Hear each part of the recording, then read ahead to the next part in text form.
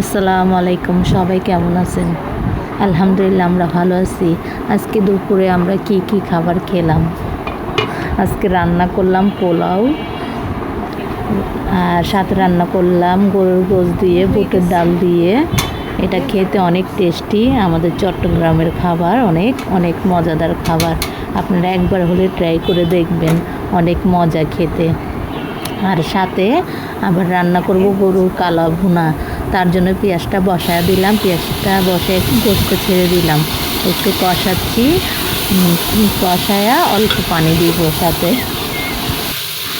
গরুর গোশতটা কালা ভুনা করতেছি। আমি আবার কালা ভুনার মধ্যে বেশি পানি দিই না, অল্প পানি দিলে হয়ে যায়। বেশি পানি দিলে গোশতটা মজা লাগে না, গোশত থেকেই তো পানি উঠে। এখন আমি ভালো করে কষিয়ে নিব, কষিয়ে সাথে অল্প পানি দিয়ে দেবো, বেশি দিব না। একটু ভালো করে কষাতে হবে, নেড়ে চেড়ে। মশলাগুলো ভিতরে আমি আগে থেকে ম্যারিনেট করে রাখছিলাম। একটু অল্প করে সাথে পানি দিয়ে দেব, অল্প, বেশি না, অল্প পানি দেব। বিসমিল্লাহ। এই পানি দিয়ে এই গোশতটা রান্না করব, আর কোনো পানি কিছু দিব না। কষা কষা মাখা মাখা রান্না করব, খেতে অনেক টেস্টি। আপনারা একবার হলে ট্রাই করে দেখুন, একবার হলে ট্রাই করে দেখবেন, অনেক মজা খেতে, অনেক টেস্টি লাগে।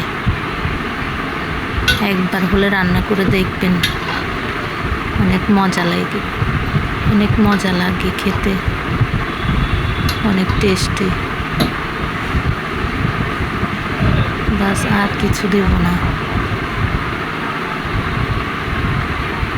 এখন ঢাকনাটা লাগিয়ে দিলাম, 3-4টা সিজ দিবে, তারপর নামিয়ে ফেলবো। এদিকে আমার পোলাওটা প্রায় হয়ে আসছে।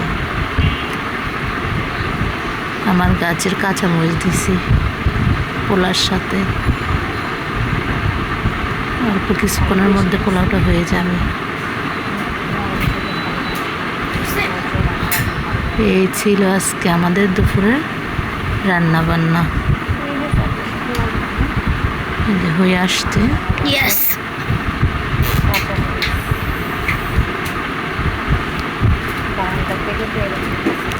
পোলাওটা রাইস কুকারে বসায় দিলাম। আজকে একটু ঘুম থেকে উঠতে দেরি হয়ে গেছে, তার জন্য জলদি জলদি করলাম। পোলাওটা হয়ে আসলো, আমি দমে বসায় দিব।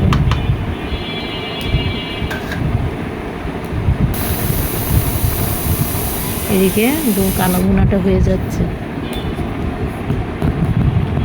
তো শেষ। তাতা, বাই বাই।